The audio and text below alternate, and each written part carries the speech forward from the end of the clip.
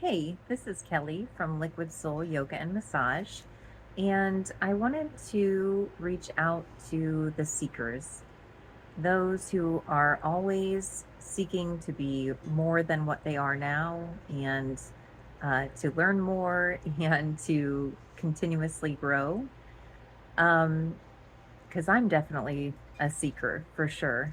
And um, sometimes when we are that seeker, we have a difficult time really appreciating where we are on our growth and how far we've come. So this morning I was listening to a podcast and the gentleman was talking about how he was interacting with his mom who had dementia and how, family members would come in and she would say, "Oh, so and so visited me." And they would say, "No, they didn't, mom. They've been dead for 20 years and they didn't come. Look, this is who's here." And that was a nurse. And so the gentleman on the podcast was just trying to magnify the importance of meeting his mom where she was in the state of consciousness that she was expressing, which was, the state through dementia. And so her reality was just a little bit skewed. And so when she would say, "So and so came," he would say, "Great. What did you guys talk about?" And so I was reflecting on that specifically and how it works no matter who you're talking to, the importance of meeting that person and the consciousness that they are or where they're at that moment, and not trying to tell them that they are wrong for being where they are. Um, but then I began to think about what if we met ourselves where we are?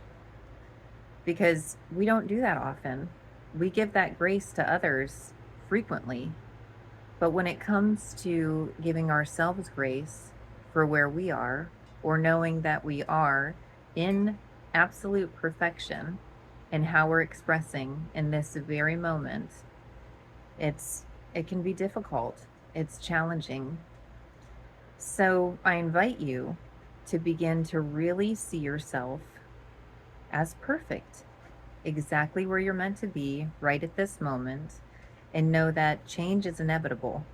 Change is basically the only guarantee in life. So, where you are right now, you're inevitably going to grow. You're just, each moment is a stepping point.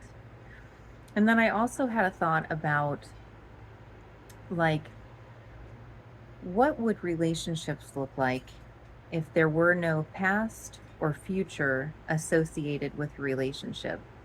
So imagine coming home to your spouse or sister, mom, whoever, and seeing them for the first time you've ever seen them.